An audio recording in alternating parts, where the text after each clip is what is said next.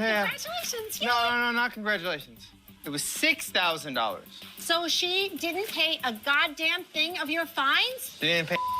Like, there's no past payments. There's nothing there. Like literally, like, zero. No one's ever been to the DMV on my behalf. So now the money you saved, or it's all half of it's gone. Half the money is gone. I feel a little guilty that I did max out his credit cards and I haven't made them a priority to pay them off. Let's all take a pause and just think, wow. I mean, wow.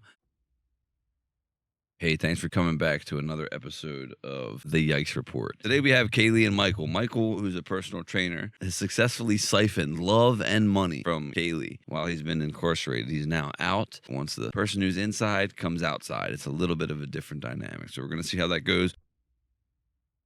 I've been at the halfway house for about 1 month, and I can get out on day passes. It feels great to be able to get out of that place. I'm not cheap. I have expensive taste. Champagne taste on a beer budget. I bought myself a new car. $37,000 later, but worth it. I definitely shield Mike from my finances, and hell no, I'm not honest about them because I figured when he got out, I would have it all figured out. A lot of figuring there. This is financial ruin and relationship disaster, you know? And it's like long-term problems is all this stuff is. Some people use humor to cope. She uses it to mask, where she's not even coping. She doesn't even do the part of the coping. She's just like, kick the can down the road. This is your car? This is my car. When did you get this? So I got it a little bit ago. I just didn't tell you about it. So you have 2 cars. For the last 6 years, I've been a prison wife, which was never something I wanted to be. I deserve to treat myself, and if that means a new car and coffee every day, then I guess that's what I'm getting. I hate her. I disliked her. I hate her. So why the was my card declined? Because I maxed it out. Okay, why did you max out my card? Because I bought stuff. You bought stuff with my card? Yeah. Didn't you pay it back? No. Why not? How long has my card been maxed out? A couple months. What do you mean a couple months? Yeah. Wait, hold on. So you're my credit because you didn't pay your bills?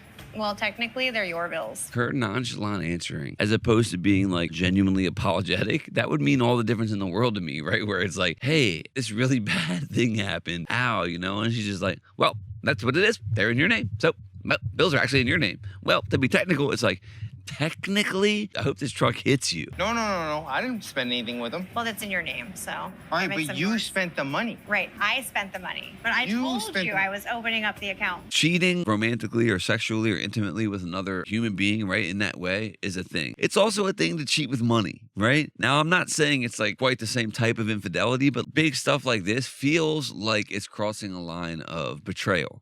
$40,000 in debt for who? For you. What did you buy me for $40,000? What are you talking about? You were in prison for 6 years. Do you not remember monthly payments going to you? You didn't spend that on me. So we're just gonna pretend like I didn't take care of you or send you money in prison or anything like that? What does that have to do with a credit card? Well, does it make sense that I send you $700 a month for 2 years, supporting you and 4 children by myself? You're $42,000 in debt, and you saying that that's somehow my fault doesn't make sense with the math. All right, so multiple things are happening here, right? She's trying to blame him for her not having boundaries. It's like, hey, you asked me to do this, and then so therefore I would push these things back and not set boundaries in place and bend in certain ways that I shouldn't have been bending. As my husband and lover and partner, you could be mindful enough to think to not ask me those things, especially if you know me well and you know I'm not good at those type of decisions or boundaries. But to not have the boundary and then just to blame him completely like, well, it's your fault because you asked and I didn't say no. You can say no. People are allowed to ask. And also he can be mindful and not ask her because he knows that she'll probably do it even if she can't make it happen. So it's like, you know, it's not one or the other here.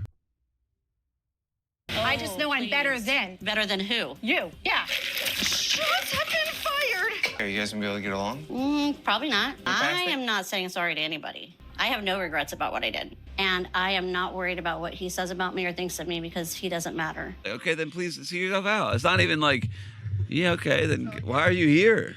Okay. Well, I mean, do you feel like, you should be here if you're going to with my mom? Okay, peace out. Listen, I am not going to give him the satisfaction of sticking around so he can continue to treat me like Treat you like He's saying, hey, you two are for sure going to be around each other. I know something's happened before. You guys past that? No, not only am I not past it, I don't regret it. I'll probably do it again. Like, and then he straight up like asked, is it going to be a problem? She's like, yeah. And then he's like, okay. And then so like, that's not going to work. So she leaves and he's like, I was treated horrifically in there. It's like, you came there and said that you were not cool with his mother. The person, I mean, I don't know.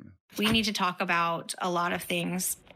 Being married to somebody in prison is supposed to be really hard, but I feel like our marriage was better when he was in prison. Kayleigh, that's one of those thoughts that you don't even share. That's one of those ones that I'm not going to demonize you for having, but you just kind of tuck that one in. Or, I mean, you say it at the divorce table. We're going to meet up later for a date night. I'm really excited because it's our first date ever. But, I mean, I'm nervous. He has the bank statements. He's going to see a lot of spending that's unnecessary. Good timeline. Get married, go on your first date like everyone does. Everyone knows the order of things. Before I go to work this morning, I was going to stop by and bring you a knee brace. Would you be able to come out and get it? I'd like to see you. So I brought you a knee brace and some patches. Oh, well, thank you. That thank you's ice cold, by the way. That one right there was ice cold. That's it? You realize that this is like a hot drive. Like, it's a long drive for me to get here from my house and nowhere near my job, right? I just came out of my way. Good job. Maybe sound a little bit more appreciative. You could do Like- it as my wife. The least I could do is your wife? Is that what you just said? So Kayleigh says, hey, I was thinking on my way to work, she says, I'm going to bring you this thing. Then she brings it and then feels that you owe her. It's so tit for tat. It's not like I'm doing this out of the kindness of my heart because your knee hurts. It's I want something. I want to see you and I want to see this ideal version of you. And when you don't do that, I'm going to then hold against the thing that I did for you. It's very similar to what she did with the prison thing. She's just constantly like, well, I was with you. I stayed with you while you were in prison. I held it down for you. I didn't expect anything I wasn't promised. I didn't just pull, like, the answer out of my ass. You said it to me. I have the money for a new car. This will be done. And nothing was done. Yeah, welcome to trusting me. It's not Kayleigh's responsibility to pay my stuff, but she said she was going to. I'm gonna ask you again, like, everything's paid, the fines, all that. You got the money for the car, and you got my credit card, my debit cards, all that ready for me. So when I get out, I can just get a job and hit the ground running, right? Yep, everything's set up for you. She took that responsibility on. That's what made it her obligation. If any professionals are watching, dig into Kayleigh for us and tell us what's going on there. In the DSM, what would she have going on? 6 weeks ago, you told me everything, all these things, and then you didn't do any of them. I'm going to interview. I'm going to get my done and do what I got to do. Do we still have our date tonight? Probably, maybe, I'll let you know. My wife's saying I put her $42,000 in debt, but the math just doesn't add up. I walked out of prison in debt. Like, I was supposed to walk out clean and clear. These bank statements say I was just buying like $1,200 in coffee a month. All sorts of dumbass.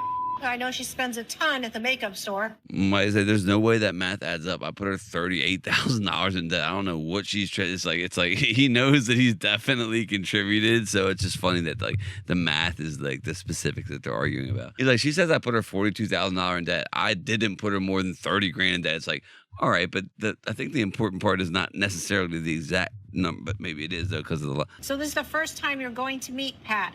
Is he ready? He's been dating my mom for 6 years. I haven't talked to him once. Hey, Pat. Hey, How you how doing? are ya? Nice to meet you, Mike. Mike, trying to get into the workforce back in the swing of things, huh? I do have reservations because he is a hustler. Well, he means drug dealer. There is no favoritism. I'm going to treat you like anybody else. Ain't going to be no free ride. Having a job is just a key factor in me being sober. As long as you can comply with the rules, I think we can put you to work. We can start you on Wednesday. Here is your bank card. When I was first arrested, I had a little bit of money saved up, and I had my mom invested with a friend. You have $14,000 and change. Kayleigh does not know about the $14K. Now I just need to get to this DMV. I owed about $6,000 in DMV fines, but Kayleigh paid most of them already, so I only owe $1,000. You got your license? Yeah. Congratulations. No, not congratulations. It was $6,000. So she didn't pay a goddamn thing of your fines? Let's all take a pause and just think, wow. I mean, wow. Like, there's no past payments. There's nothing there. Like literally, like, zero. No one's ever been to the DMV on my behalf. So now the money you saved are it's all Half of it's gone. Half the money is gone. I say is about the betrayal thing. When it's not like she put in $5K instead of $6K or whatever.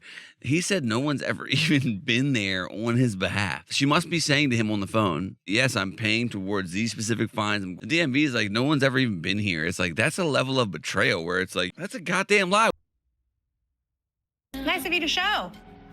Yeah. Where you been? Went on a job interview. Then guess where I had to go after the job interview? Your mom's? No. I had to go to DMV. Maybe I can pay back some of the debt that you gave me. How the are you just gonna leave? Are you trying to send me back to prison? Yeah, and that's basically going to wrap us this week for Kayleigh and Michael. And so obviously the story isn't over. We're going to get to see how the rest of it unfolds. So as we see it, we're going to definitely make fun of it and be here to talk about it. So could you just subscribe? It would be helpful. It would let us know to keep making videos, you know?